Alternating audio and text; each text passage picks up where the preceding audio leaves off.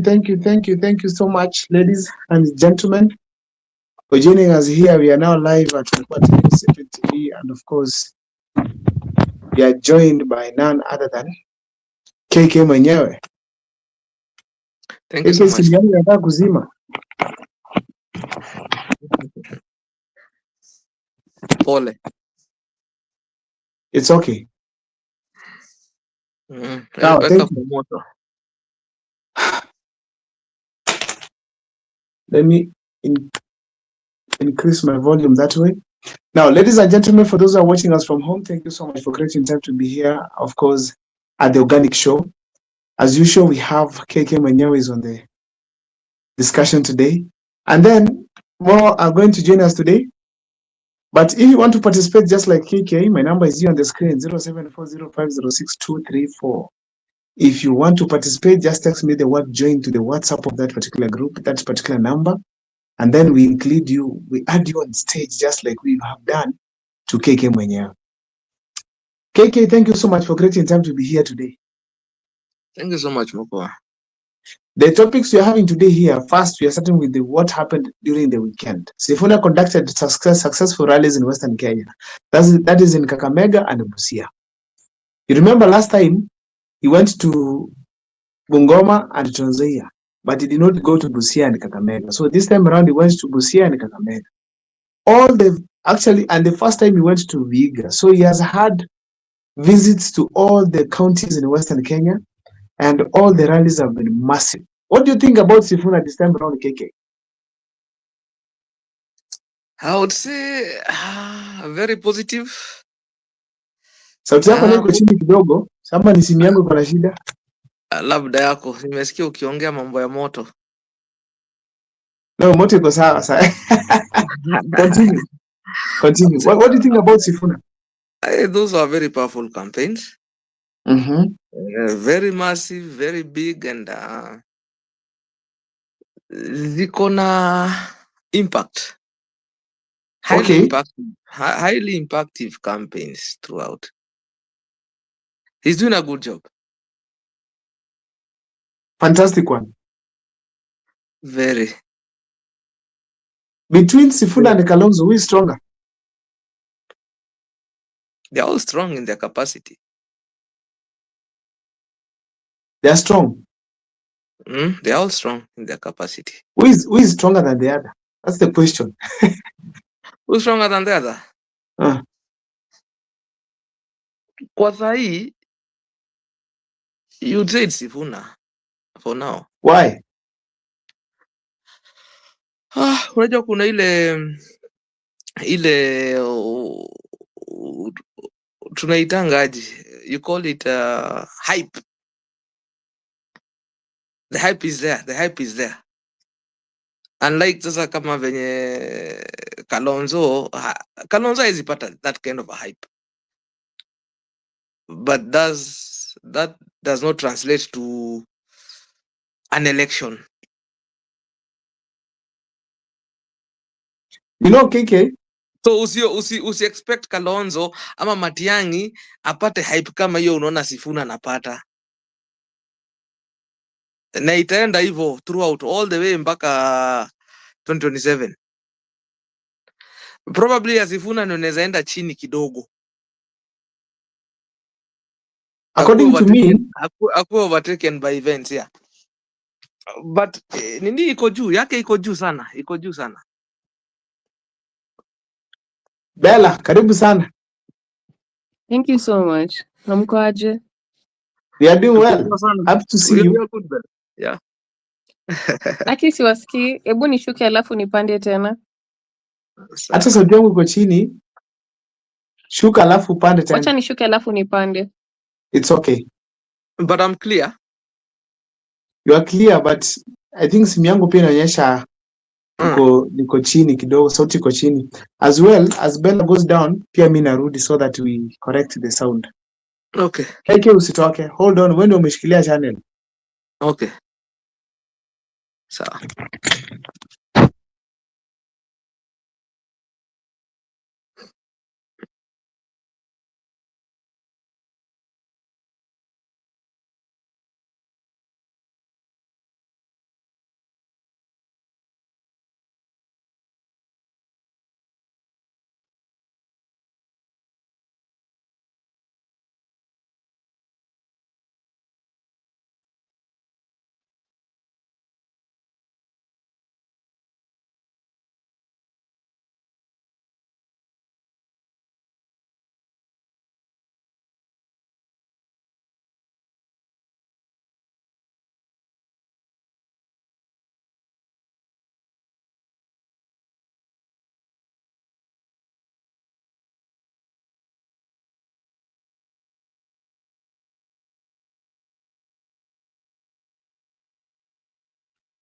Kiki, can you hear me?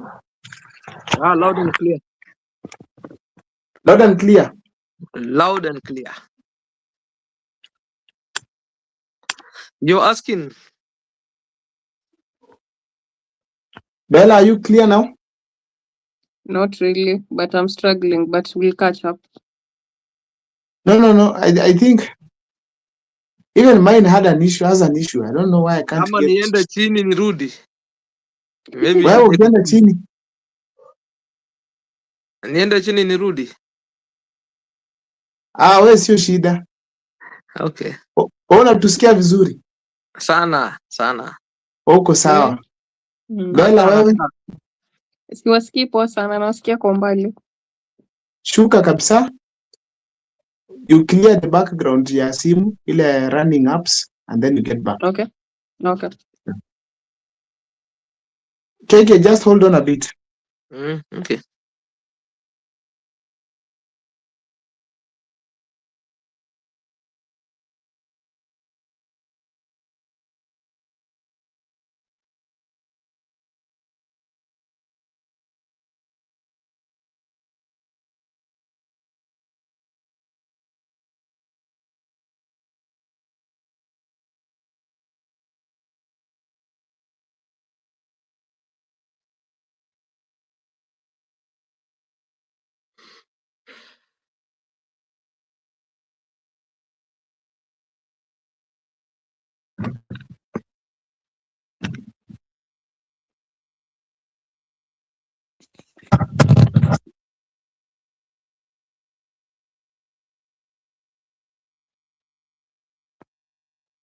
KK, you can hear me?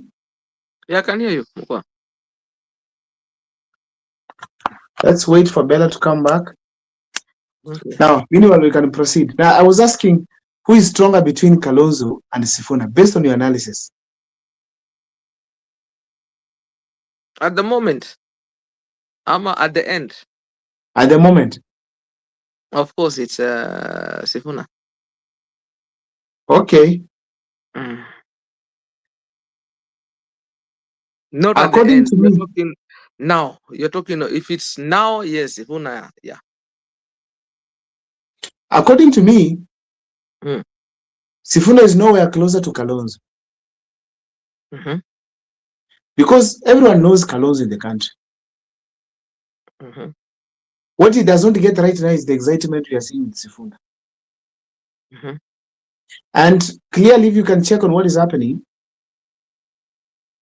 Kalonzo was there way back. Mm-hmm. He did all these things we are seeing from Sifuna, where he was moving across the country. Mm-hmm. Kalonzo managed to bank his region. Right now, if he goes to the ballot, we know he has 2 million votes plus. Canvas, who will follow him? Sifuna, so far, we can't tell the numbers he has until he goes to the ballot. Mm-hmm. That puts Kalonzo above Sifuna. So if they go to the negotiation table, there's no discussion about numbers in relation to Sifuna because who knows what they can bring on board? You can't use perception. In Western Kenya, there are so many powerful leaders from there who give directions and the people follow them. One of them, it is this gentleman by the name of Atuoli. You have Oparanya. You have Wetangula. You have Mudavadi. They have their people they are controlling. And we are seeing MPs behind William Ruto.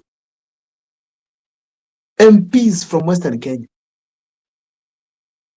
That shows that even if Sifuna is going to be at the ballot, it's yet to be very clear whether the Luyas will abandon all these others and support Sifuna.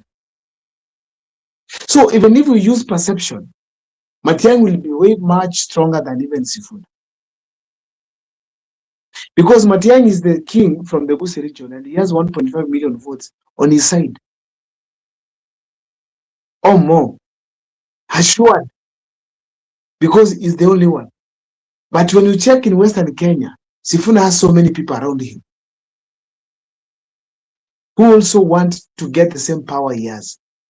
So they will always pull him down. Even if he's better, they will always pull him down to ensure that he does not rise. That makes Sifuna weak. Yeah? Okay.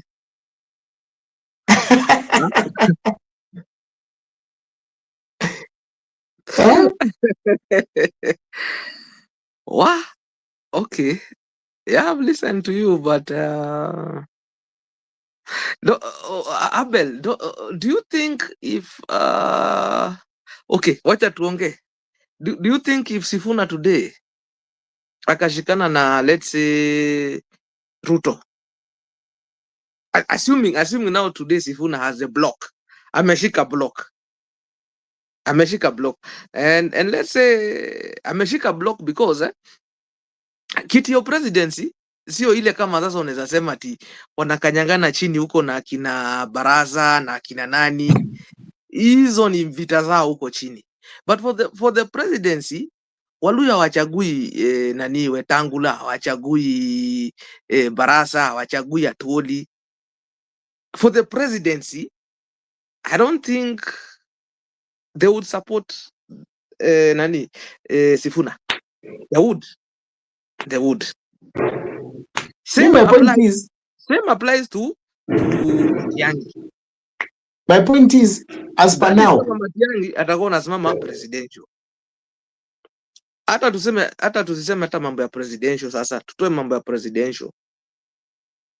Tuongee sasa mambo ya block venye ziko. Kisii inaweza chagua Ruto. Mimi, what I can tell you is this.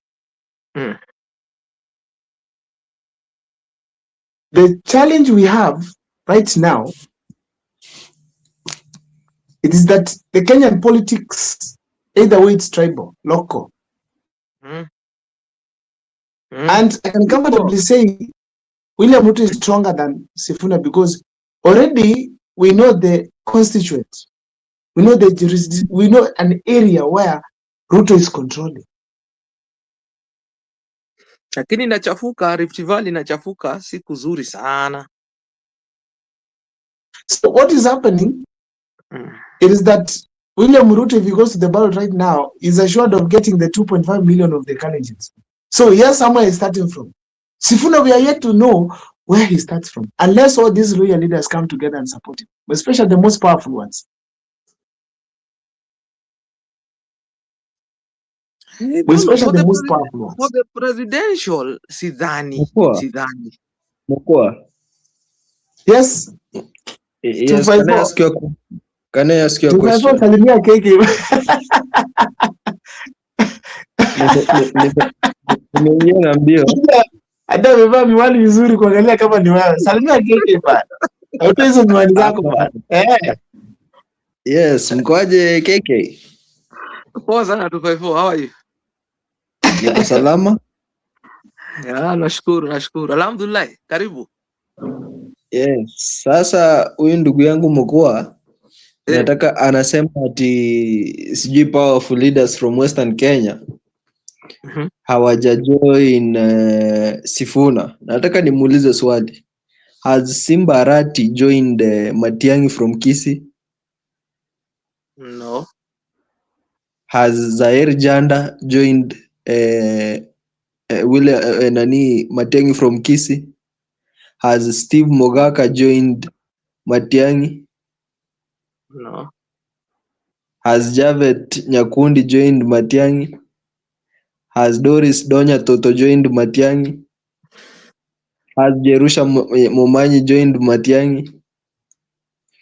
Actually, Matiang'i akona like 5 to 6 elected members from Kisii when we have something like 17. So it's the people. You can have the leaders, but we have the people. So I know why does not like Sifuna because ametoa candidate wake kwa hesabu.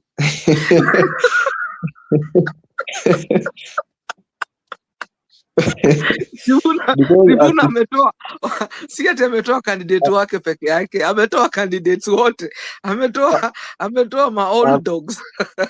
ametoa watu kwa hesabu mbaya sana. Yeah. So Hata ametoa mpaka Ruto mwenyewe amemtoa kwa hesabu. yeah, because even if we take it tribal, still the old dogs can't survive. They can't. Because if Sifuna manages to consolidate Western Kenya, that's 18% of the total vote.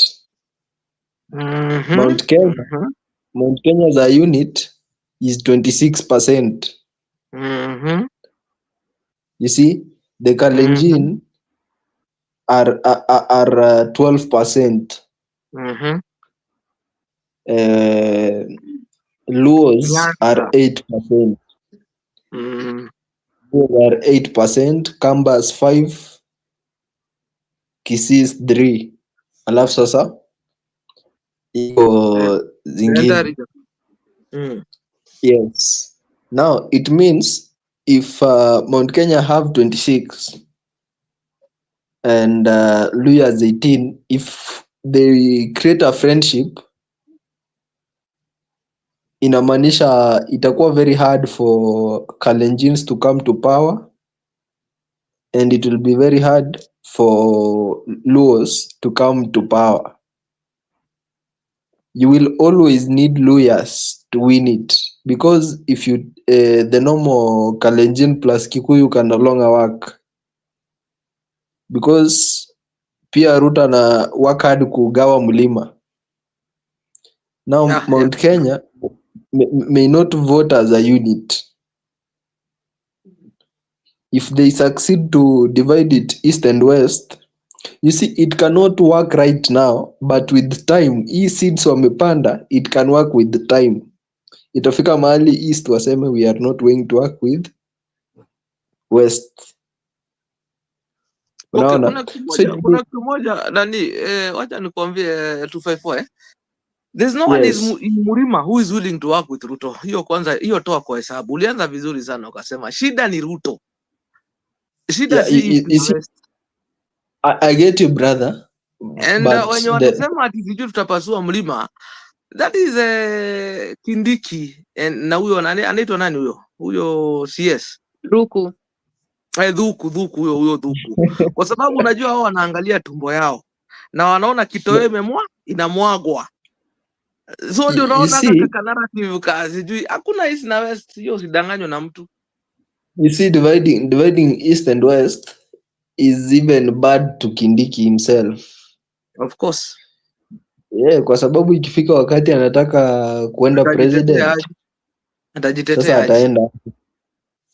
Yeah, so having said that, I can say that you can't ignore Sifuna Mukua, however much you will try.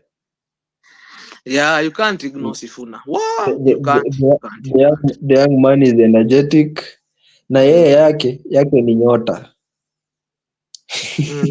Yake ni nyota. Unless mzime nyota. You cannot ignore him. Yes.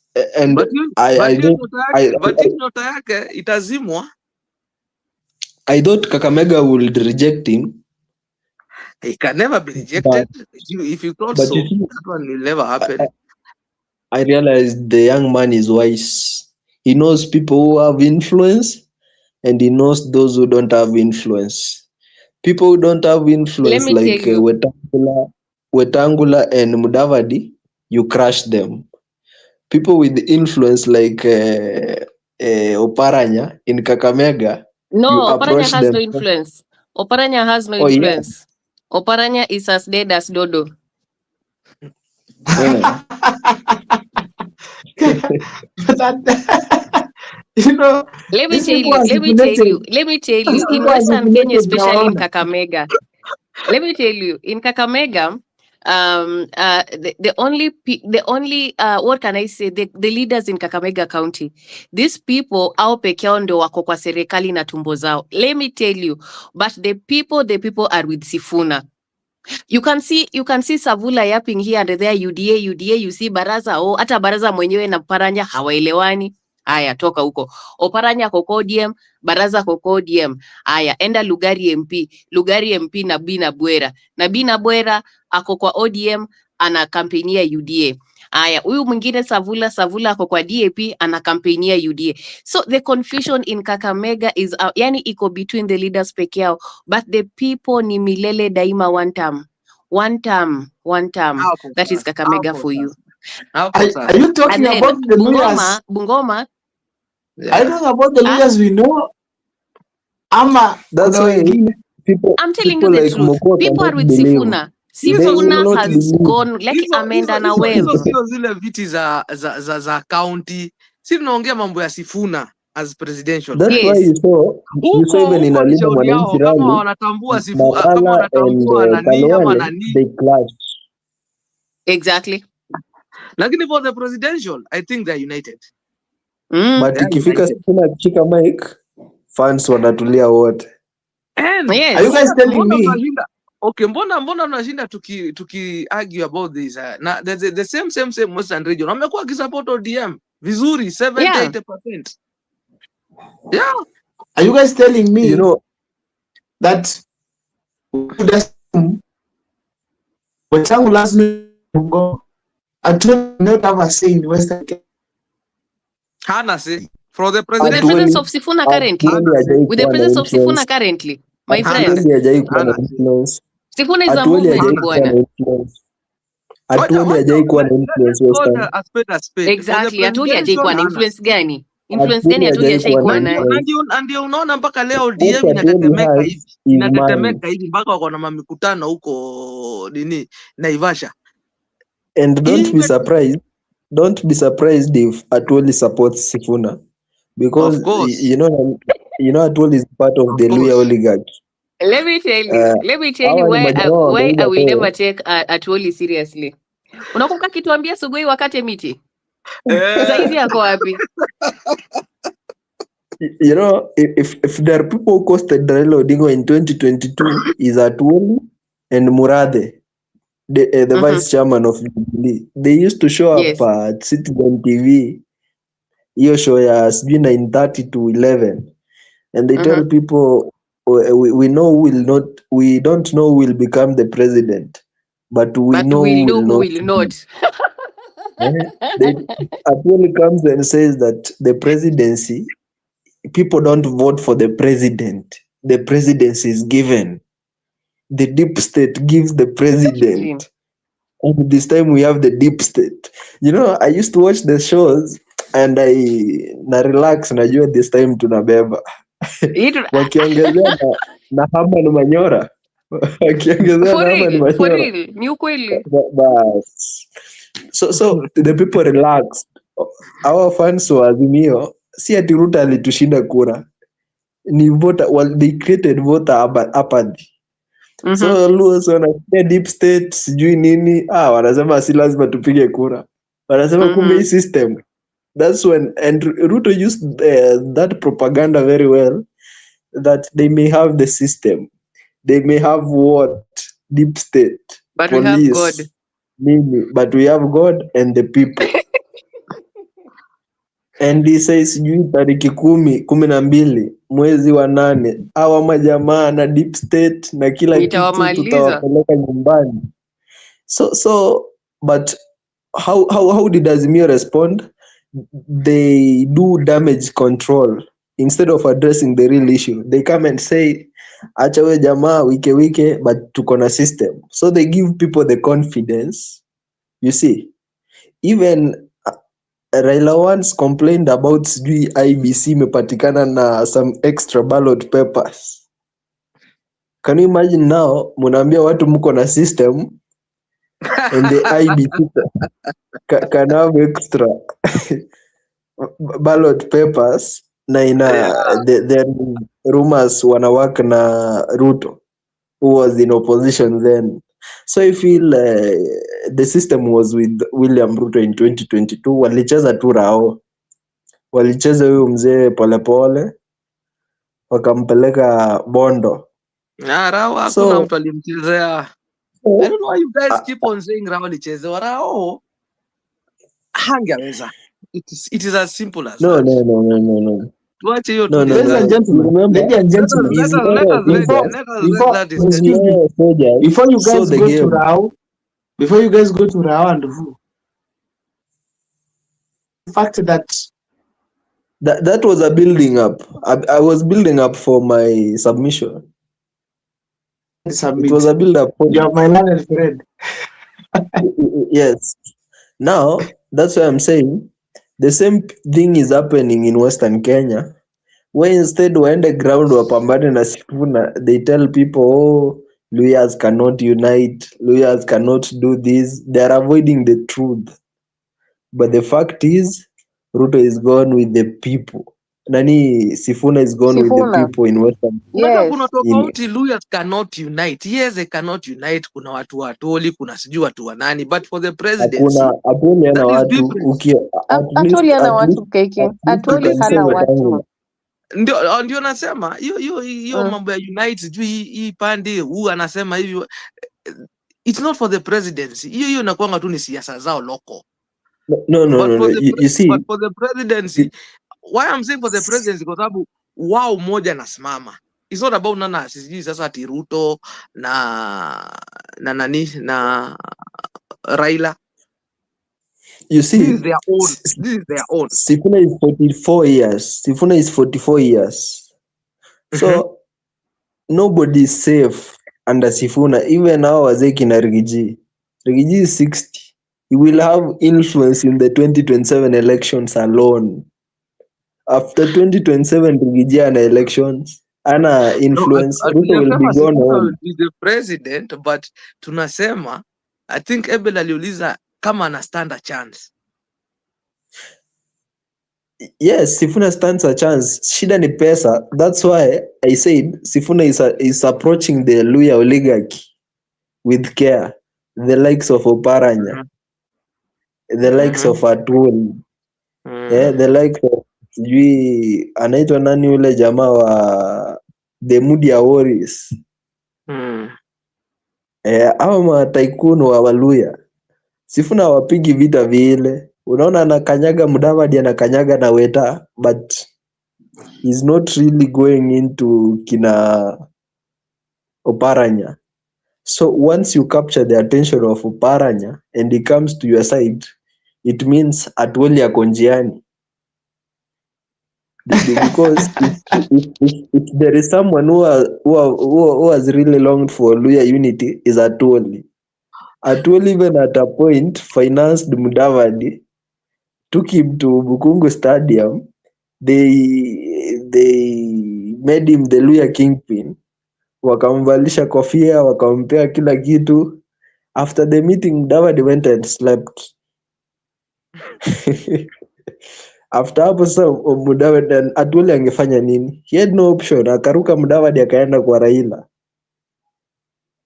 So Good. if this time akipata a serious candidate like Sifuna, ni vile tu wameibaiba pesa, so they know Ruto anaweza wa kanganya hapa na pale. So ni kutulia ifike almost elections. Mudavadi will support Sifuna. And Western Now, Kenya, Sifuna hahitaji influence yote. Anahitaji something like 70% ya kwanza. Yeah. Akipata 70% by 2032, kina Mudavadi na Weta wako almost 8 years. Finish. So itakuwa ni kuwamalizia wakienda. wow. Politics seems to be so easy. So easy.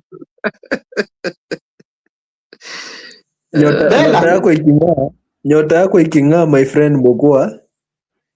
I tell you, if you look at the history of Edwin Sifuna, it's crazy. Unajua huyu jamaa ni Mbukusu from Bungoma, but amegrow Kakamega. So he connects with the people of Kakamega easily. And Bungoma. With the support of Natembeya in Trans Nzoia. Yeah, so the guy went back home, ran for the seat, akanyimwa nomination, baba akampeleka Nairobi. You see that? Went to Nairobi, akakuwa SG wa ODM. Now Na ODM nikuulize 254. ambayo Raila Odinga is loved in Kakamega, Vihiga, and Busia. So Raila made him the SG of ODM. So this guy automatically he inherits the ODM support in Kakamega, Yeah. Busia, and Vihiga.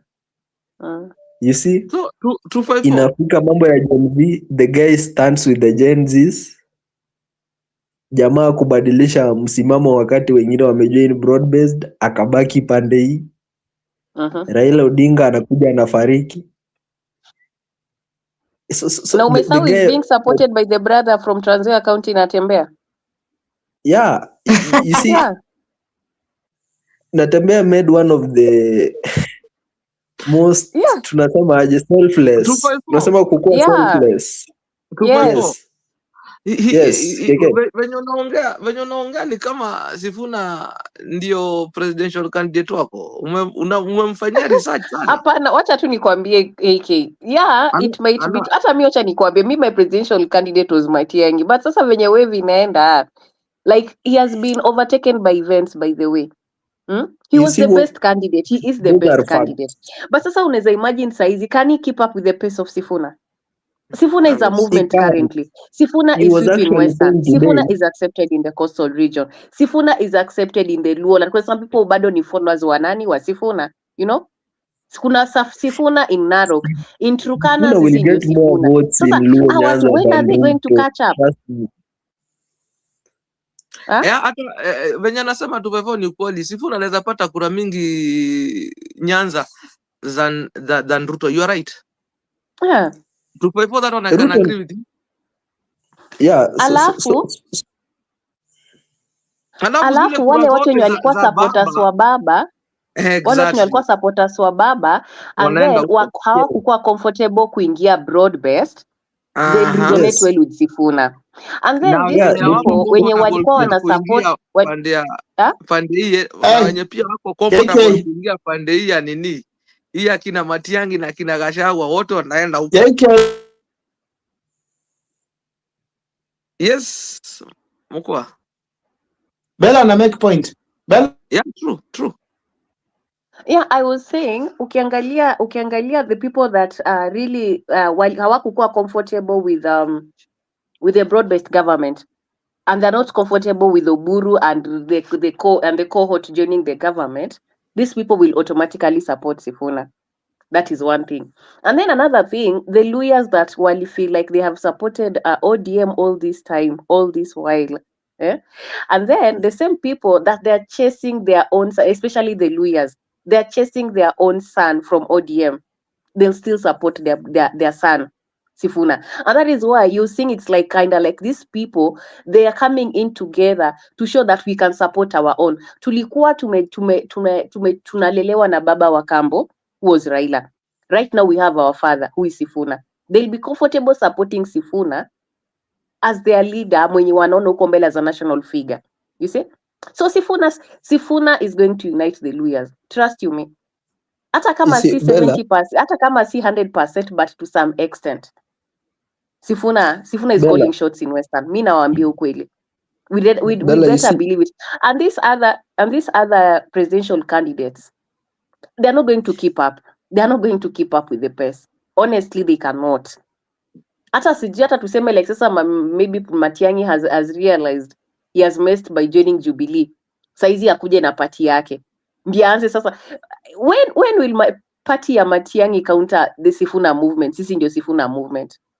Let's just accept the fact. As much as Matiang'i was the best candidate, but he has been overtaken by events.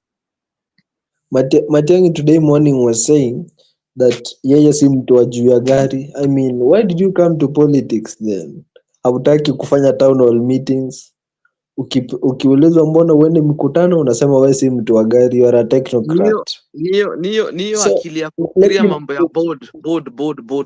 Yes, then let him wait for a CS appointment where we need hiyo mambo ya technocrats. Yeah. And bureaucrats. hapana guza Matiang'i. Wewe tulia bro. Guza Matiang'i. Wewe tulia bro. Actually, you should You go guys to are a doing Kisii. Matiang'i the Let's sixth. have the entire Goose River Bank for Abel, Sasa when you say the surely entire Gusii region, mimi niko wapi? 3% Kwani mimi si Mkisii? of the total vote. Kwani mimi si Mkisii? I'm not, mimi siko kwa hiyo kampu ya Jubilee ya kina Matiang'i. When you are dropped in the ocean. Na nyinyi ni Tuko wengi, tunaitwa silent majority na mtakuja started from kuona. Baba akaingia Matiang'i. Let me tell you. You will shift to Wajakoya. No. Mokua, let me tell you one thing.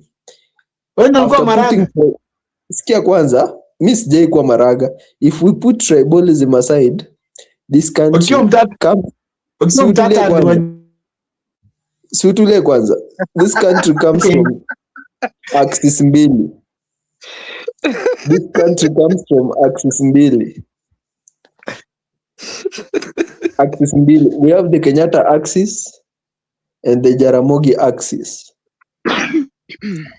People from the Kenyatta axis are Moise and his orphans, the likes of Kina Kalonzo, Gachagua, Ruto, Uhuru, Matiang'i. Gachagua is a Moi orphan. Actually was his DO. Hapana uguza mlima. Tulia kwanza. Those are facts. All these people wanakuanga hiyo axis ya Kenyatta. Then the Jaramogi axis has the likes of now Raila, Kijana Wamalwa, Masinde Muliro, and all these other guys. Sasa inakuja Ford Kenya, the Ford Kenya yenyewe. You come to LDP, NDP, ODM, now to Linda Mwananchi. So some of us fall under that axis. That's why we have even opposition in opposition. Kuna wale wamekuanga kwa the Kenyatta axis. Umeona? That's why they align with kina Gachagua now what. And there are those ambao wamekuanga kwa Jaramogi side of politics. Mumewaletea kingpins wengine, but they still feel like this is not our politics. That's why when Sifuna rose, anawanyanganya some people. They are not used to that style of politics. For example, those of us who've come from the Raila Odinga school of politics, we don't feel safe under these politics ya kina Gachagua. You see, that's now why we feel safe with Sifuna. Yeah. Na wako wengi. That's why Sifuna will comfortably raid the coastal region. Yes. He will raid the Maa nation. Mm-hmm. I don't know mbona naachia Gachagua akimbia huko. The worst Even case scenario in Maa, the worst case scenario in Maa region, it should be 50-50 Gachagua and Sifuna. Hata Kisii kama si Matiang'i, hata Kisii kama si Matiang'i kukuja, Sifuna could sweep Kisii. Trust me. Wangekuwa Sifuna. And I feel after 2027, Matiang'i will lose some influence in Kisii region. If he's not going to maintain the presidential ambitions. Remember of Nyachae after the 2002 elections. Before we quit that topic of He lost the 2007 elections in his own constituency, and he was the kingpin in 2002. Before we quit this topic of Sifuna, I want to leave you the one.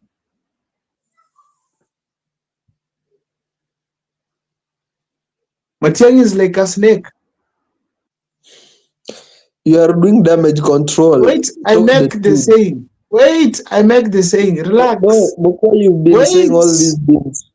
To criticize nasema Matiang'i ataenda Kuria, ataenda Masai. Tell me where is the effect? Mbona to feel he has gone to all those places. We don't see the effect. Listen. Yes.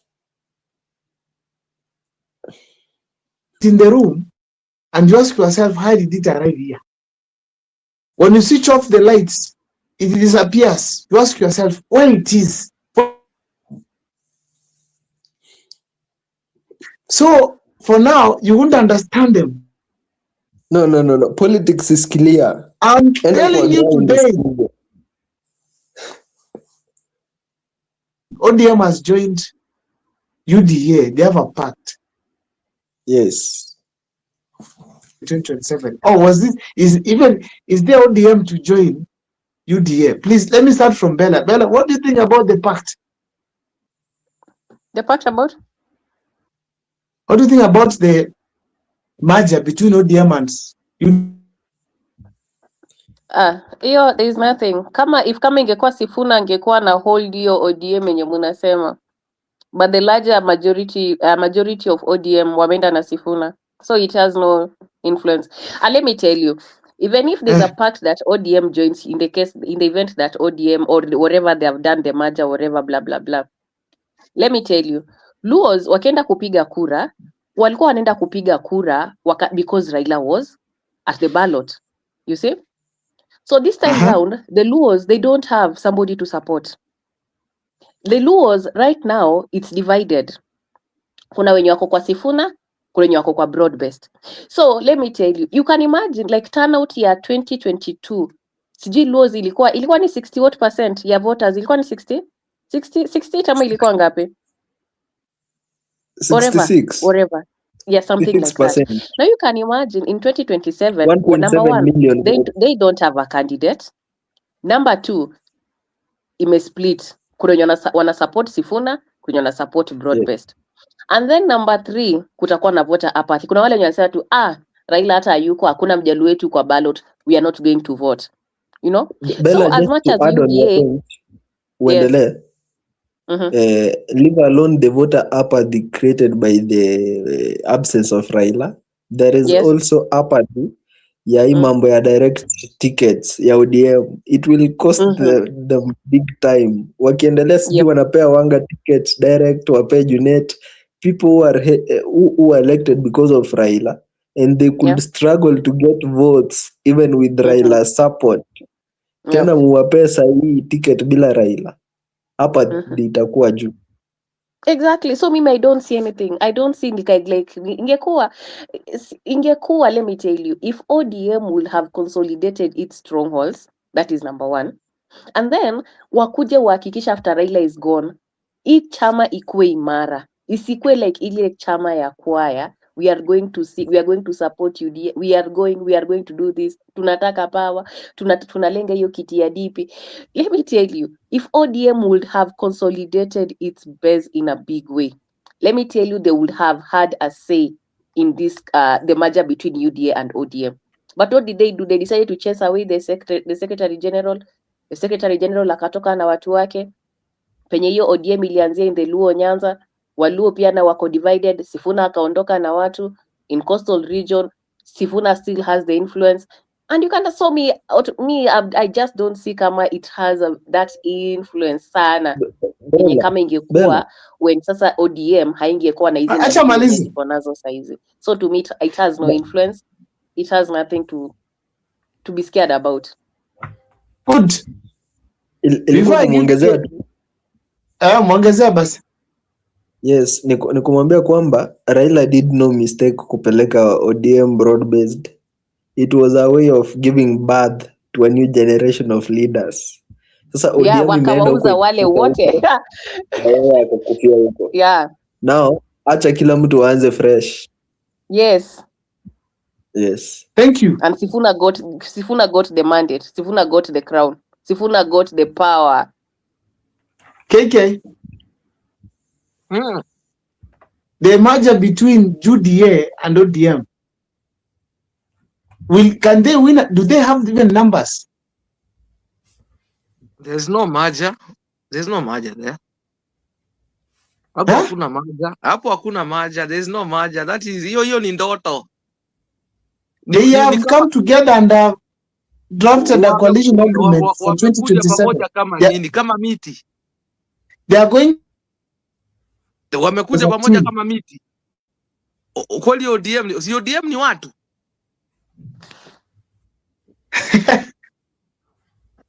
UDA ndio wako peke yao. And I'm telling you, ODM wameshindwa mpaka hata kufanya mikutano. Sasa hivi unaona ODM haizi fanya mikutano. Ni ma-conference tu. Watu ODM haizi jaza stadium. They can't. Yeah. They are dead. Like wakati baba alikuwa. Hiyo handshake ndio ilimaliza ODM. That was the end of ODM. Yeah. Usingoje kitu ingine. That handshake was the end of ODM. Between Baba and Ruto. That was the end of ODM. Hapo ndio ODM ilikufia. Wow. David, after a long time, it's good to see. Yes, I'm very happy to be here again. I've been watching your shows. There was an interview that ulikuwa na Hoji 254 pahali nje. Niliona hiyo pia. Ukimuuliza kuhusu Nairobi and stuff. So nimekuwa nikifuata. Thank you. Yes. Now, today we are having 3 topics we're handling at once, and the first one we are from there. Now we are at the merger between UDA and ODM. Do you think this team have something for 2027? Before you tell us where you've been, you know, you have. I have been. Yes, I've been around. Just that sometimes I have not been really able, maybe to just be I think I may be like a part of the session, but I have been watching you. I have been watching really, and I've been following the analysis, the live shows and everything. So let me just start with about the main problem is that we are in Kenya, and in Kenya we have seen, I have been very surprised. There was a guy tulikuwa tunaongea naye last week, but two. Na tukaulizana, among the very many by-elections that happened in Kenya, UDA ilishinda karibu zote. So like I was wondering kweni how comes UDA ilishinda karibu zote? So hatuwezi tukapuuza broad-based coalition because they are cunning, they are cunning and the Kenyans are hungry. So hizo vitu mbili zikiblend inakuwa very dangerous. Apart from ile tulishinda hapa Olkalau, and we are very happy, hata saa hii furaha yangu bado haijawahi shuka. Apart from such a people ambao walikuwa wamekataa kudanganywa, the rest of Kenyans, they are very vulnerable. So hatuwezi tukapuuza the broad-based government and their coalition because they are cunning and Kenyans are very hungry. So hata kama tunasema sijui kuna ODM ilikufa and such, hatuwezi tukawapuuza, because tell me, if we are kama tuko serious as a country, why did UDA and ODM win? Very many by-elections zile zilifanyika last year, mbona wakashinda? If we are, if we have like okay, there's a word I'm looking for. Kama tumeamka kama wa Kenya, mbona walishinda? So usiwapuuze KK and kila mtu hapo, just know that they are cunning and Kenyans are hungry as well. Unajua so wakati ya wako wameingia kwa uongozi, kuna tofauti ya incumbent. No, walishinda last year. What about last year where we had by-elections? Because walikuwa wanatafuta and people were hungry for that new. Ni kama sasa venye watu wako hungry na I can answer that. For ODM, before 254, before last year, I want to I'll give you that chance. Just for KK, David is saying, as much as we feel that we are powerful, and with this hatred, they won at Mbeere North, they won at Magarini, yes, Malava, and they even won the MCA seats in Mbeere still North. So we can't assume the fact that they walishinda ndio, lakini walishinda na vita and democratically, lakini sasa that same vita can be deployed, not that they are limited, because hatuwezi rudi huko tena kwa Mbeere. Hiyo hapana. Kenya, we are not ready for that. But you see KK, the fact that they won inaonyesha they can win again, and whichever method they will use, as long as walishinda, victory ni victory, na haina definition ati hawa walishinda kupitia hii njia. Victory tu ni, it is just victory. So I am afraid that as much as we are angry about these people, they are cunning, and the Kenyans are hungry as well. And imeonekana it's only a very small percentage of Kenyans ambao who are let me use the word vigilant. So watu wengi sana Kenya hii wakipatiwa pesa on the election day, they would easily be swayed. But maybe just a fraction of Kenyans kama maybe mimi na wewe ambao tunaweza tukakataa hiyo hongo, because maybe simply because you are a comfortable Kenyan, uko na kazi, uko na chakula ya leo na ya kesho. Yule Mkenya ambaye hana kitu ya kufanya kesho, hana chakula kesho, hana anything, hana rent kama analipa kodi, they can be easily swayed. So mi nasema as much as we are happy that kuna numbers for the opposition parties and all that, and there's this energy, kuna watu ambao wamechipuka. As much as we are very happy, we should not just be ignorant about, Ruto is a very cunning person, as we all know. Alikuja, mimi personally, I was used, mimi nasikiaga vibaya, I was used very badly, like I was misused in the last election, because mimi I was convinced to the point of nilikuwa naenda kwa mazishi, kwa fellowships, nikikampainia Ruto, na sikuwa nalipwa na mtu.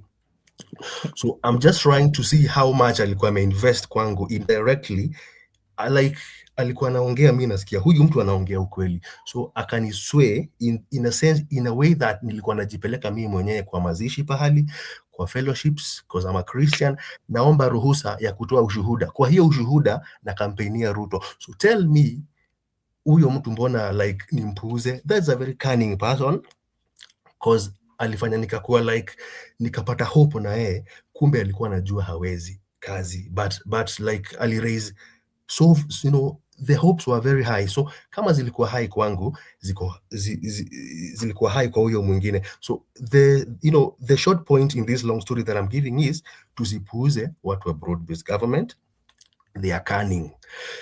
Na usicheze na hizo by-election walishinda. Hiyo ni sample ya kuonyesha ya kwamba if they won a by-election, they would even win in an election. So mi sitaki kusikia mtu anawapuuza. I want us to be vigilant, tukae tukiwa makini, tujue ukipiga kura unalinda kura. Ukiona mtu anahongwa unamuelimisha, unamwambia unahongwa na 5,000 na Ruto anaiba 5 trillion and 5 billion and that money. But So nikuulize swali. Yes. It's David, eh? Yeah. When I give you 500 shillings, Yes. so sorry, 5,000 shillings.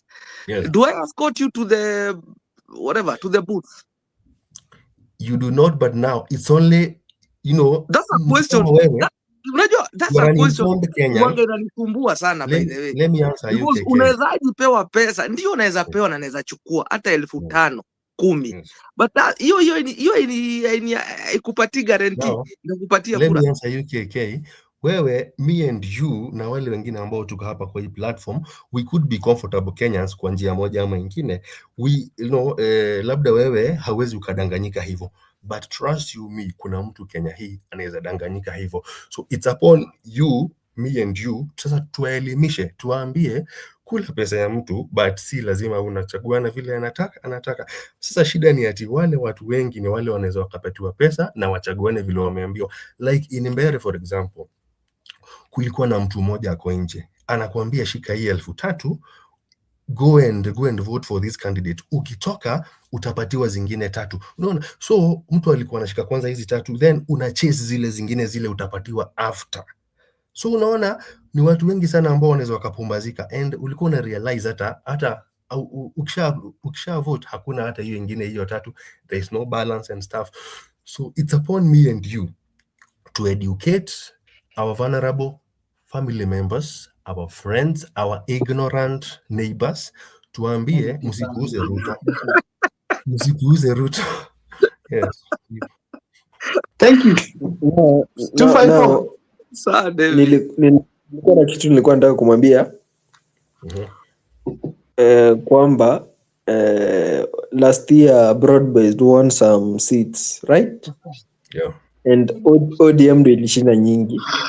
And remember, Nani was in somewhere in Uko Coast, Sifuna, campaigning for an ODM candidate. Sifuna went to Homa Bay to campaign for the son of Ongondowere. That time there were no divisions in ODM. Unaona? So you must consider that sahi ODM kuna migawanyiko tena mikubwa sana. The likes of Babu Owino hawako wameonyesha makucha. You know, 254 for me. From Mbeere North, we didn't lose because Ruto had votes. It was an opposition failure. The leader's failure. because if they would have done what DCP did in Olkalau, hiyo mbere ilikuwa yetu. But you see, sasa the main problem Huyu is si amute kidogo. the main problem was here. Nilijiuliza aje, hata kama wametushinda, hata kama tungewashinda for example, how comes that Ruto with all his bad record could have found 11,000 or 15,000 supporters solid? You know, that's a very si Ruto. Hizo kura zilikuwa za translate kwa Ruto. Ni huyo Ruto got 7 million. Ruto got 7 million votes with this bad track record in 2022. So that should not surprise you. You cannot convince me. Okay, like now for example, you can't convince me in Olkalau that those wale watu walivotia 5,000 people for UDA, you can't convince me that they don't have a soft spot for Ruto. Those, you see, David, votes could easily be translated. Ruto's vote. There are people who don't agree with Rigathi Gachagua in Mount Kenya, so they will always vote against Gachagua. Now they are voting against Gachagua, and in a general election, those are the people who would be easily swayed to. Yes, to we expect. Side. That's why even in Kalenjin land, we have Kenyans who will vote for Gigi against Ruto.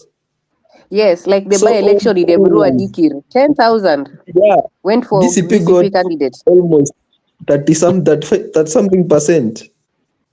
So always kuna watu 38%. Hiyo ni kubwa sana kule Rift Valley. Yeah. So kuna na ni mtu wao. It's impossible. Na ile ni local politics. Na ile inakuanga local politics. Inakuanga local politics ya huko chini. Kila candidate ako na influence yake. Niko na swali moja peke yake. You want to convince me that kama ni huko Mbere for example, there was a by-election lose by around 500 votes, lakini I believe they were cooked, zilikuwa cooked, but that is the, hizo ndio figures zilikuwa presented by IEBC, and that is what that counts because it's the final word. In Malava as well, Ruto's point man alipata 20,000 plus votes. So I'm trying to ask now that's why I say there is something called local politics.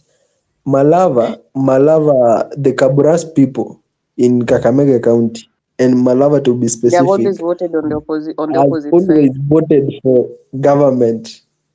Yeah. People there is no like hawafuati sera, hawafuati anything, hawafuati hope ya candidate. Now, unfortunately, did people follow Sarah when voting for William Ruto in 2022 or Raila Amolo Odinga? No, okay.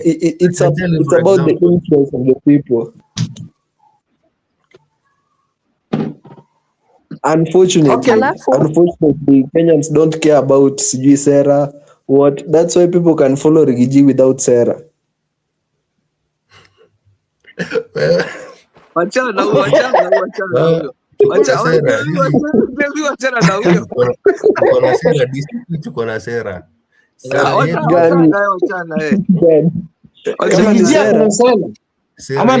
Sera tungekuwa kwa Matiang'i. Ingekuwa Sera tungesupport Matiang'i wote. Now, Dr. Nyabayo. Mkuu bado unajua siku contribute kwa hiyo topic, but I will come after Dr. Nyabayo. Okay. Dr. Nyabayo, karibu sana. Thank you so much once again for creating time to be here today. Si tukuone kwa kamera ama uko kwa dark?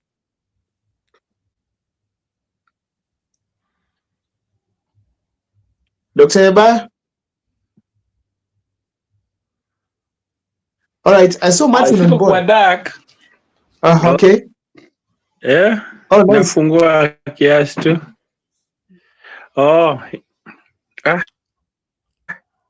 Karibu sana once again. Okay. Thank you for joining us here. Hey guys, everyone, good morning. I see it's already morning. Oh, sure. It's morning. It's morning. Hi. Sure. It's morning. Am I audible? Am I able to be heard? Yeah, you're audible. Yes. Audible now. To just take you through Dr. Nyabayo, the first topic we talked about is Edwin Sifuna. We were asking, what is he up to? What is he capable of? And then we left there. Now we are at the ODM merger with UDA. Are they capable of doing anything significant in 2027? There is where we are. One, I want to speak on Sifuna. Sifuna from the word go, he has been against from the broad-based government.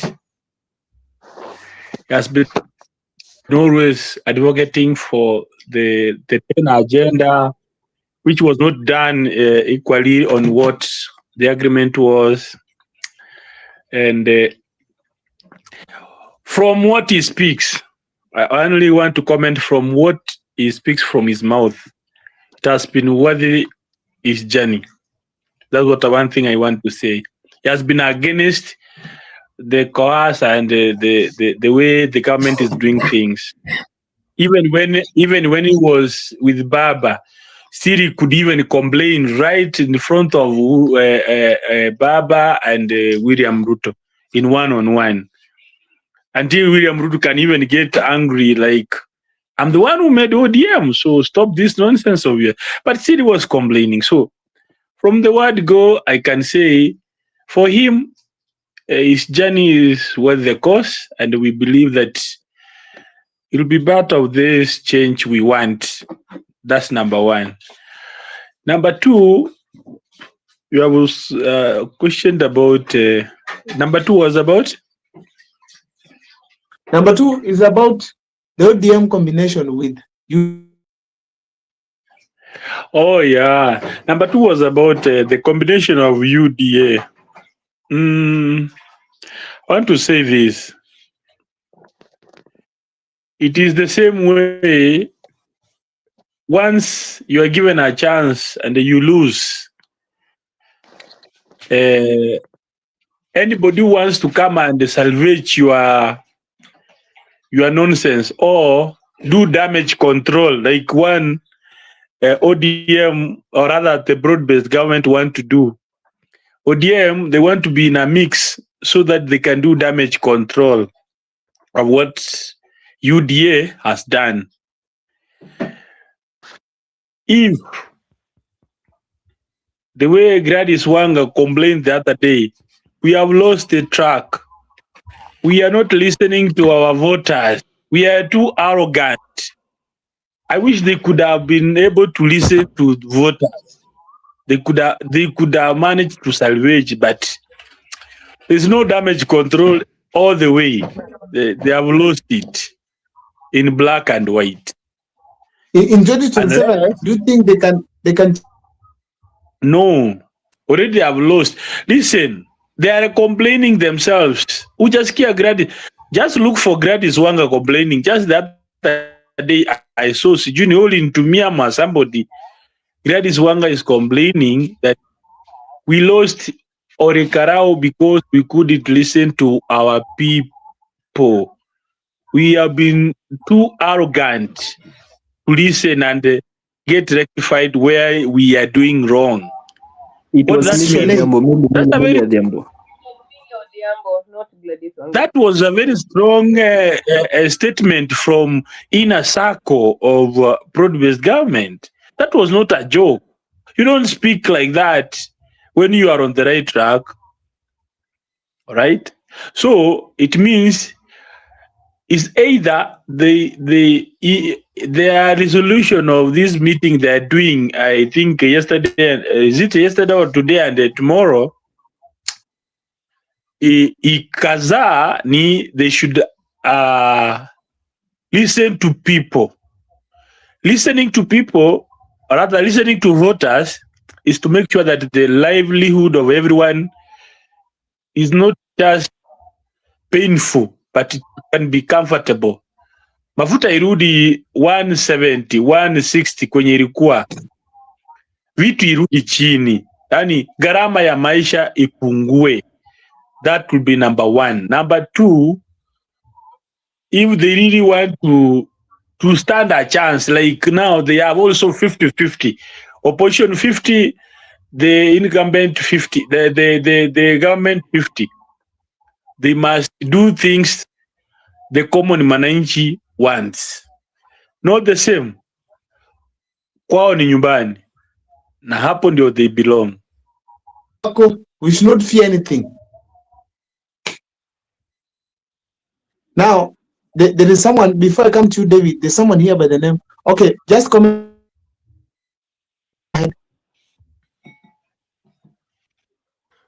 Okay, is it me who's commenting, huh? Yeah. Is it me? Oh, I just remembered that there is a topic I did not comment about. I think I just talked about one point about the broad-based government and whether they should be taken seriously or not. But I did not talk about Sifuna and the emerging leaders. And there is somebody I heard speaking. I don't know whether it is you, Abe, on sijui nani alikuwa anaongea kuhusu Sifuna akasema the main problem na kwa hiyo nini yake hiyo ya Sifuna ni hivi, watu wengi watamvuta chini because one, okay, ako young kidogo, ako I think in his 40s if I'm not wrong, I think either mid 40s. So pale watu wengi sana wanamsupport kama wa Kenya maybe but first and foremost hatuwezi gambo because hana block fulani yenye inaweza isha approve kukuwa united hapo mbeleni, ndio sasa tumwachilie tuseme huyu ndio tutapatia. That is one danger. Hatuwezi gambo because okay, sikiza kwanza, wacha kwanza tusikiza nini. You know now this waambie ukweli, we are against somebody who is also very cunning. Na akijua weakness yetu moja ata-capitalize, ata-maximize, na hapo ndio atatuwezea. So I am for Sifuna as well, but sasa I am saying asikimbiliwe kwanza kupatiwa presidential candidate. Why? Sababu hana block proven, because sisi tuna work na formula. We are working with formulas, and a formula ile mzuri ni ile imeshaikuwa proven.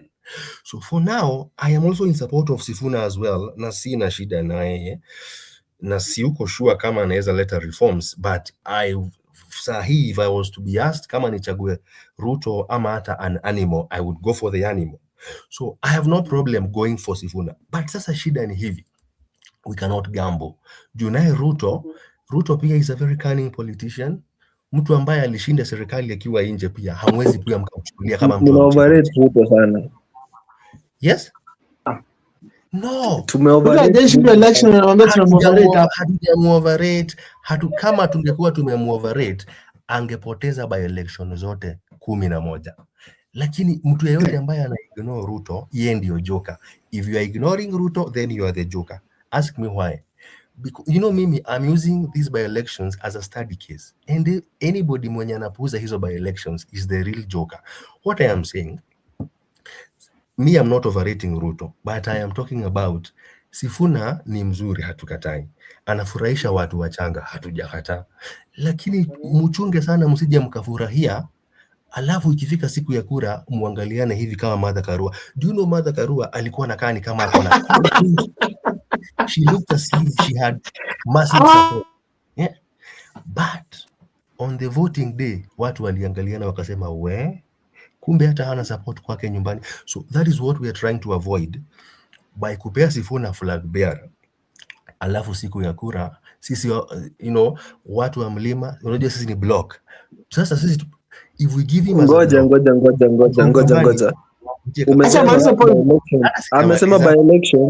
Amesema by election ilikuwa determinant. Amesema mlima inapiga block, but opposition lost in Embu County ambayo iko mlima. Don't judge me halfway. Wacha kwanza nimalize, alafu ndio utaweza kuevaluate what I said, whether it makes sense or not. What I'm trying to say is this. Sisi hapa we shall vote as a block for whoever person ambayo tutakubaliana ni huyu. Sisi I know hata kwa vijiji hivi the talk is that whoever person that will be forwarded, we shall give him votes as a block. Watu wa Ukambani.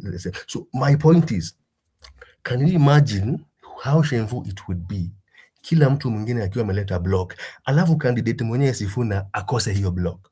So we are trying to avoid such a situation kama ya Martha Karua. That's why I'm saying wacha kwanza tukae chini tuongee vizuri, tukue very careful. Let's not be overexcited. by We something. can't gamble. Hatuwezi gamble. So I'm not against Waambie. Sifuna. We I'm can't not gamble against with people who have 1 million votes, Kisi vote. We can't. At least when you have 1 million, you say you know it is yours. Let me tell you 254. It's not about the number. We should- It's not about the number of ni unaona hata kama ni Mturukana ambaye atasema huyu ndio tunataka Mturukana. Mimi bora tu tukuwe na solid. You know, kuwe na this solid. block plus this other block na kuwe na mtu ambaye amesha prove anaweza leta block. Usijali as long as Can I ask you, David? Can I ask you, David? Let's say you have the Mulima. Let's say Matiang'i is your candidate. He brings 1M votes. With Kalonzo, he brings 2M. With Murima, and then because you've left Western Bloc outside because you are not sure about it, it shifts to Ruto. I mean, hesabu yenu imeisha. Point yangu ni hivi. Because so look here, all we can do is embracing Sifuna. I unite the Luya vote. Without the Luya vote, Ruto is coming back. Na hiyo ndio vote ambao staki sasa vile every block matters. Staki to gamble. No, not all blocks matter. Let's be very honest. This 1 million that we have here for Matiang'i, it matters. Yeah, it does. It So, does, yeah. What we are saying, you with your Sifuna and Maraga and Jimmy Wanjigi, you also want. Jimmy Wanjigi is in Wamunyoro. Relax. No, do you know how possible it is? Do you know it's very possible tukue kila mtu mwingine ameleta blog apart from the candidate? Do you know how shameful it would be? Ati kila mtu akona blog lakini candidate. Why are you focusing on sijui nani is not coming with a blog? It's an example. You know, blog. That's a blog. Come on, a blog. Lakini kuna very important that Kenyan wanakosa kuangalia na hiyo kitu inafanyika sahi. It's boiling and that is what is happening in Mulima. Usituletee block na recycled governors, MPs, please, tafadhali.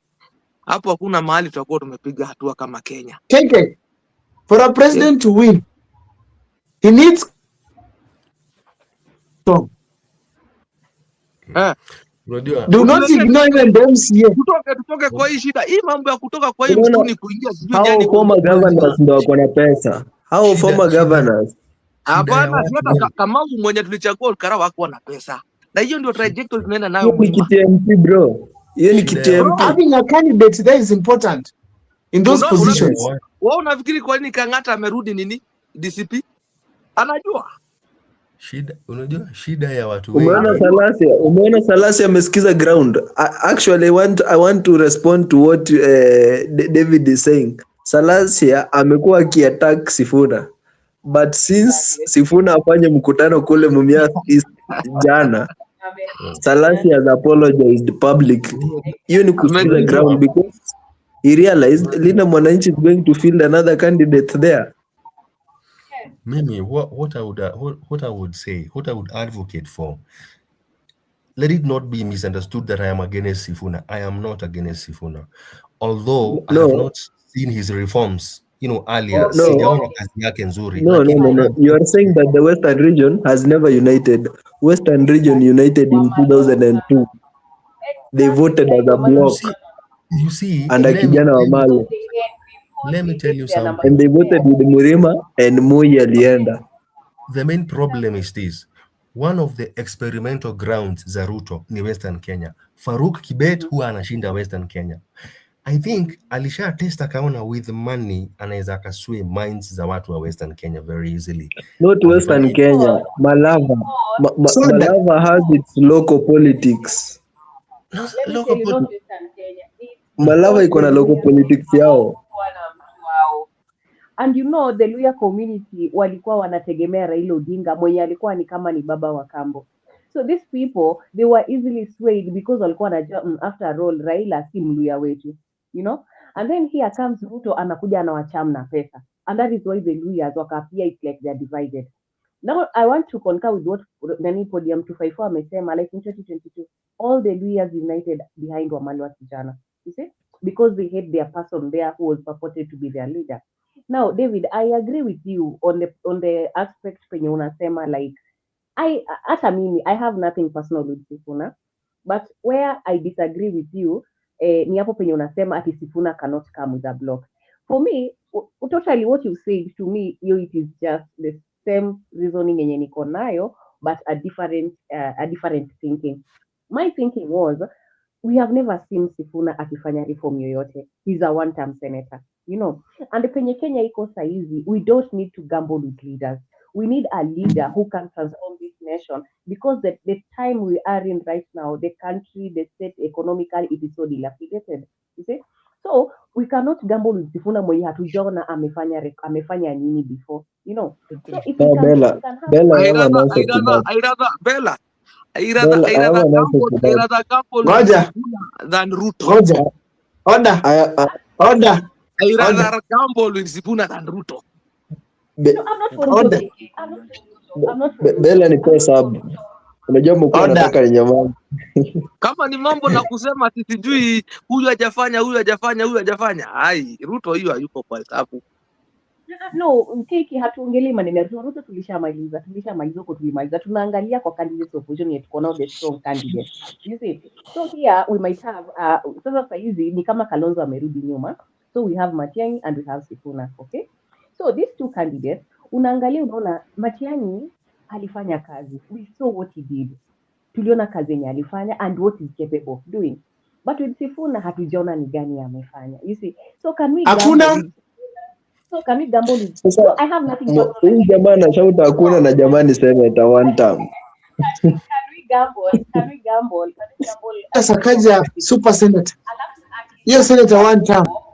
Kama on Sakaja hata mnajua kwenda shule. Hiyo senator one term ndio nyoka Sakaja anaitwa did not super even senator. go to school. Imagine Sakaja did not go to school, but he was a super senator. Unajua you could be senator wa term moja, Yeah. lakini tukuone kwa bunge Ask about Nairobi. So many of them. More money for And we Nairobi. don't know the stand of Sifuna Na in relation to those corruption in problems. Nairobi. One of No, the Yeah. things my biggest worry is we can Acha niwaambie If hapa. we need a better Kenya, Sifuna is it's the most Matiang'i. honest It's not politician. Sifuna collect is the all most the election honest numbers. politician. one Acha problem. niwaambie sasa. Acha niwaambie kwa nini.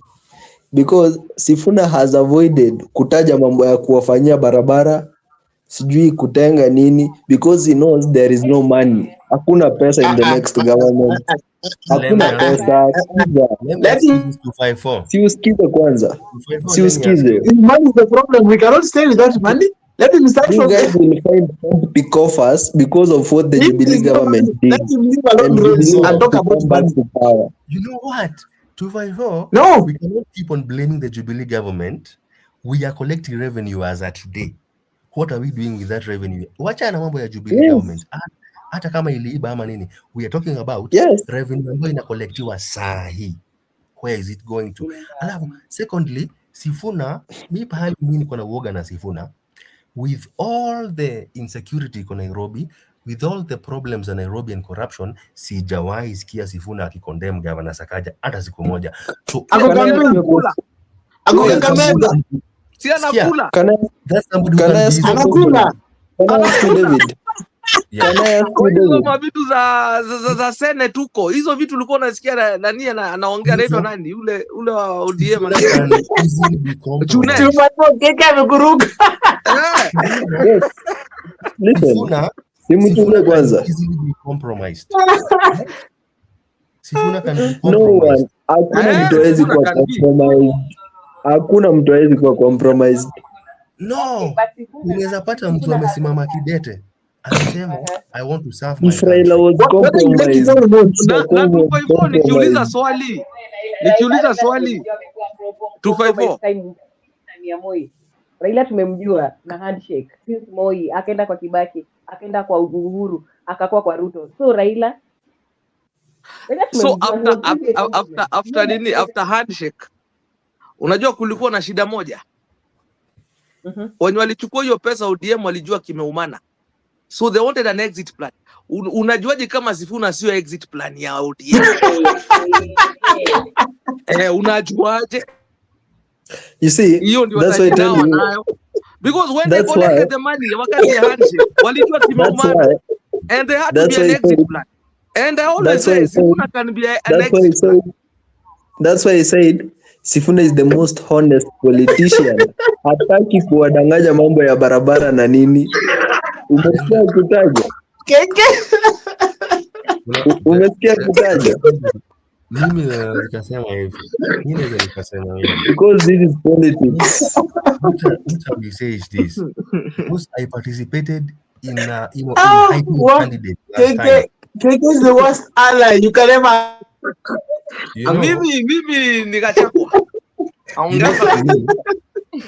Gachagua can't be president. Gachagua can't. For me, I learned through experience. And last time, I participated in a very bad exercise of overhyping a candidate. We overhyped Ruto. So one of the things I'm avoiding is to vote for an overhyped candidate.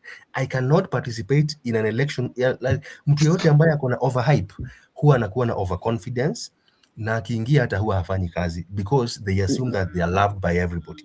So I want somebody who... Wait, David. Makosaini ya 2022 hiyo msituweke kwa sababu Ruto we have his history since 1997 as the director of elections in Kano.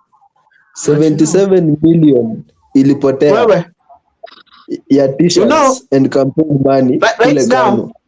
We don't want to judge Sifuna with anything. Polisi walisema ni Ruto as Minister of Agriculture ndo mahindi ambayo imeharibika, which is not good for human consumption, ililetwa Kenya.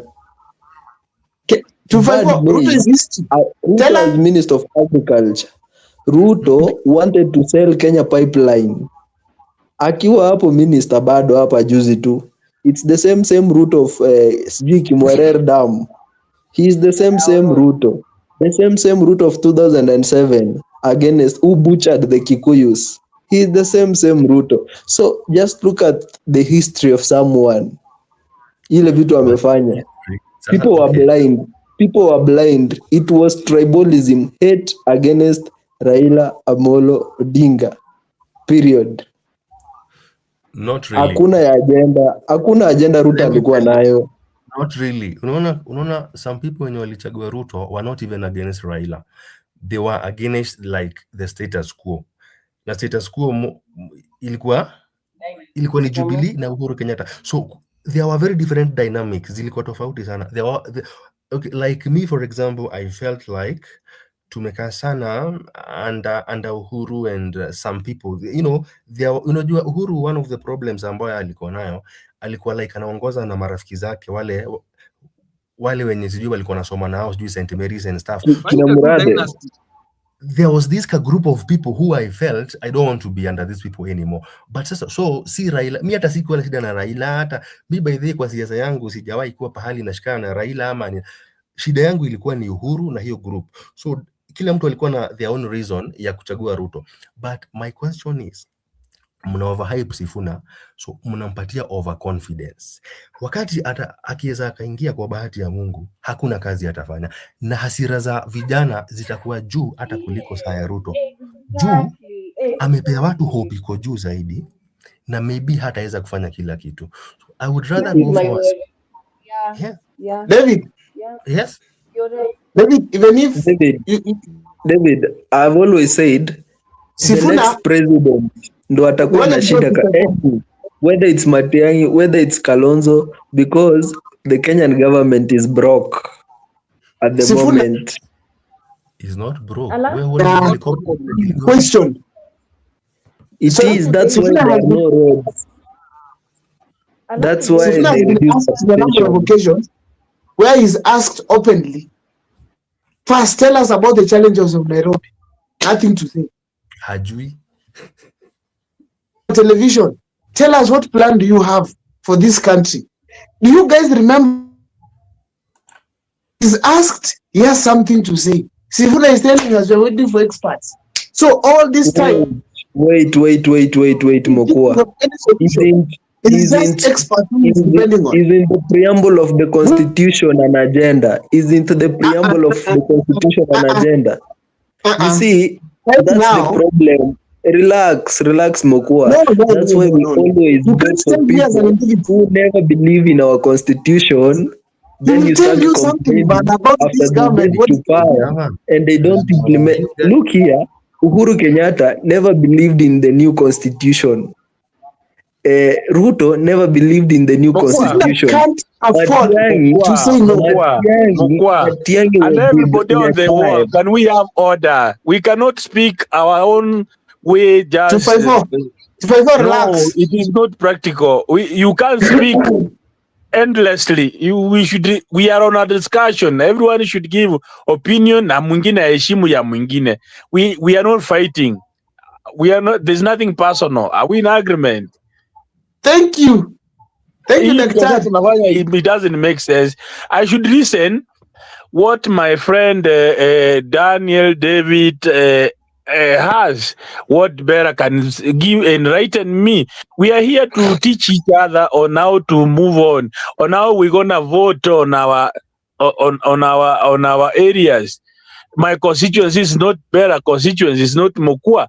As much as Mokua comes from Kisii, we are not coming from the same constituency. So I don't want to lecture people, but let's have order so that we enlighten each other, so that wakati tunatoka kesho tunafunzana kule nje. I think that makes sense. Thank you. Martin, are you there? Yeah, I'm here. Now, sorry for keeping you waiting for this whole long time. Was it good?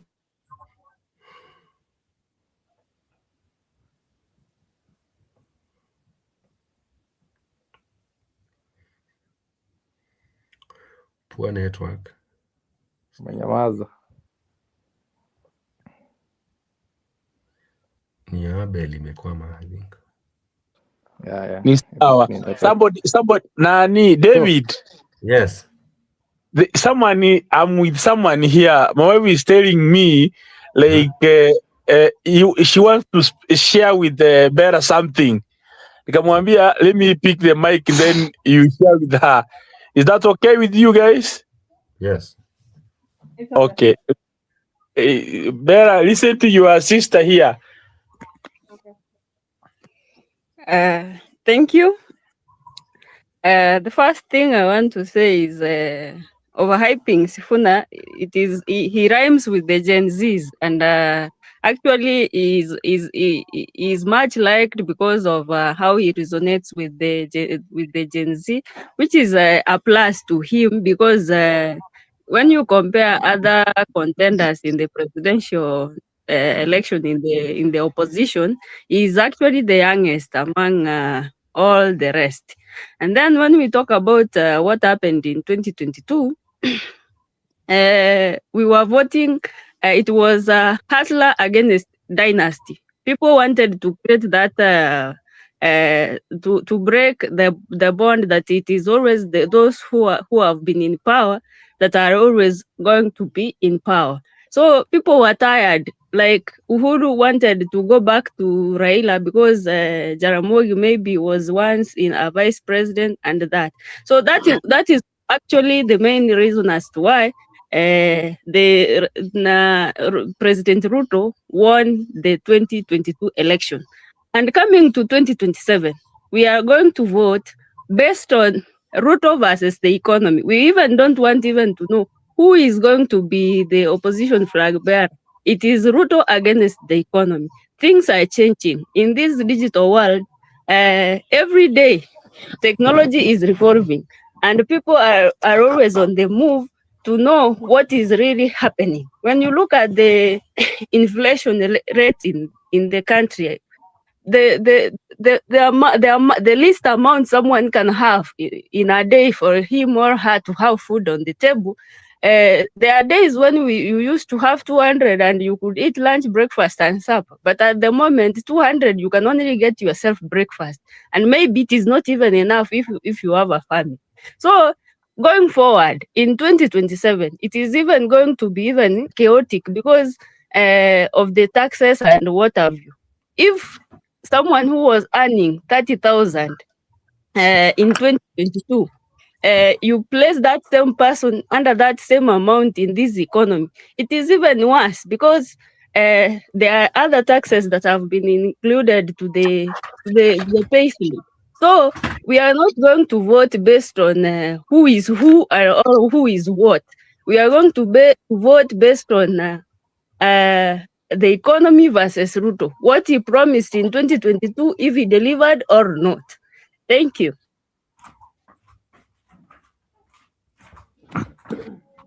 Mukua.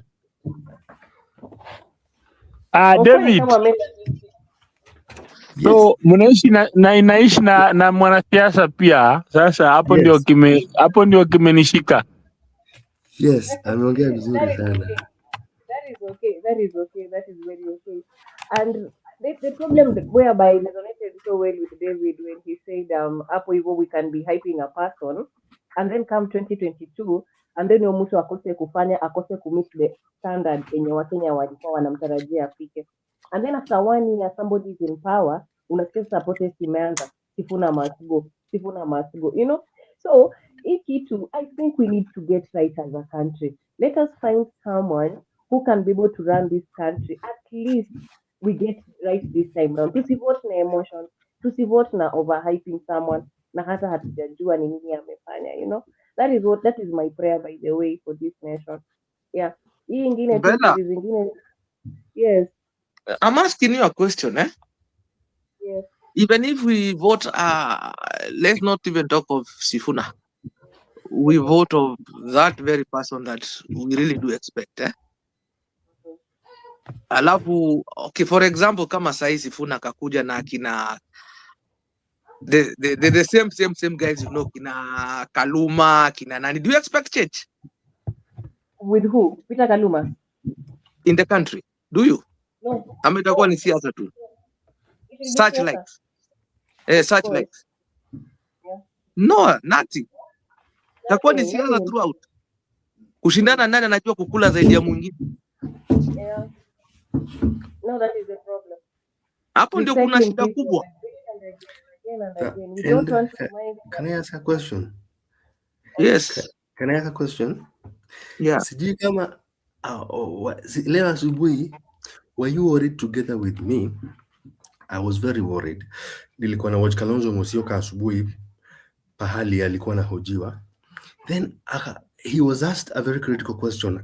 Akiapishwa kama rais in case ashinde, what are the changes he will do? Do you know he had nothing to say? Like alikuwa like akitafutilia points. I was worried actually. I wondered, sasa what is this? Because hakuwa na point solid ambayo ametayarisha ya kupeana jibu instant.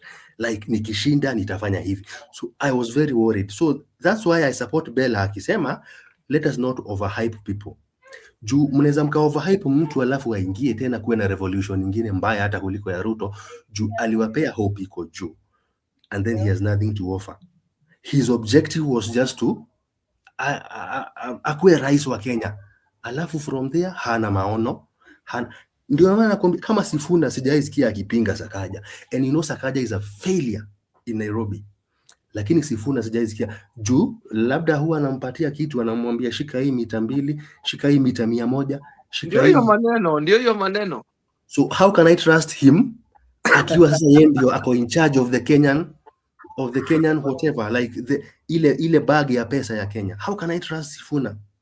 You know, I'm worried. So please, wacha tuache emotions, tuache kusema ati emotions. Ndio unasikianga Gachagua anakuanga na nguvu ya kukugonga because anajua hakuna kitu yako amechukua. Yeah, true. Exactly. And then another thing, I've always opposed the union yenye Gachagua alikuwa anaonekana ni kama anabeba Kalonzo Musyoka. You know na? So Gachagua indeed was the strength of Kalonzo Musyoka. So right now Gachagua has realized this Kalonzo Musyoka is kind of like he's very lazy, he cannot deliver. Ni yule mtu mwenye anasema Ukambani niko na solid, so anataka Gachagua amshike mkono, Gachagua aseme Kalonzo tosha. So saizi Gachagua is concentrating on the mountain and is focusing on Mount Kenya and the national politics. Kuzi hawako pamoja. Now Kalonzo is negative. Unaona? Sasa unaona kama like leo interview asubuhi. He has no agenda. Hana Hakuna. kabisa. We wazee, hiyo ilinipita aje? Mnanishtua aje hiyo? Nauliza swali. Hebu tuache kucheka wakati tunalilia inji. Nauliza swali. I was very worried.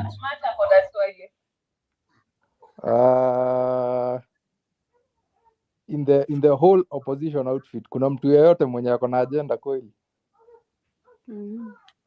Wako.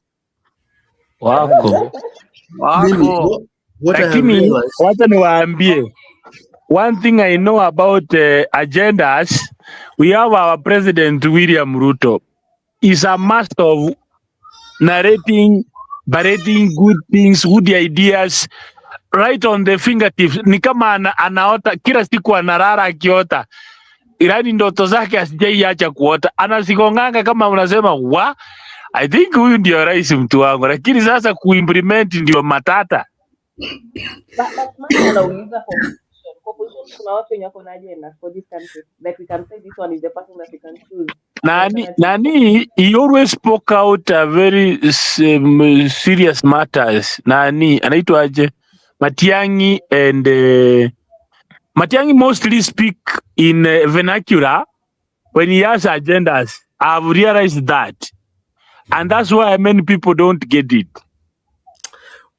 me personally, Ndio nasema most of the time, because when I hear about him speaking his speech, utasikia akiongea hii lazima tutoe, lakini ni vernacular. That's one thing I realized. Asizipende hata na Kiswahili ndio mimi nisikie. That is the problem with the communication of his team. Aongeangi Kiswahili, is either English ama straight. But I think there's one thing he does, ni kusweep for the government not to pick directly what he has spoken. But you see, unaona kuna kina Osoro, they can translate to. No, not unajua, when you translate, it's not as heavy as it comes out in English with directly from you, and that is why. I happened to listen to him today at Kameme. He was at Kameme. Who? Matiang'i. He was there, Matiang'i. Yeah. Ulimsikiza? And I would also not say that he has any agenda. He's just generalizing things, like we will do this, tutatoa hii. Sasa unajua Moko angekuwa hapa angetuambia Matiang'i bado hajaanza campaign. We will address the capitation or something, the education sector or something. Okay, one thing I know about Matiang'i, Martin. There is still nothing yenye ni measurable. Alafu sasa unajua the main challenge ni kwangu as a person.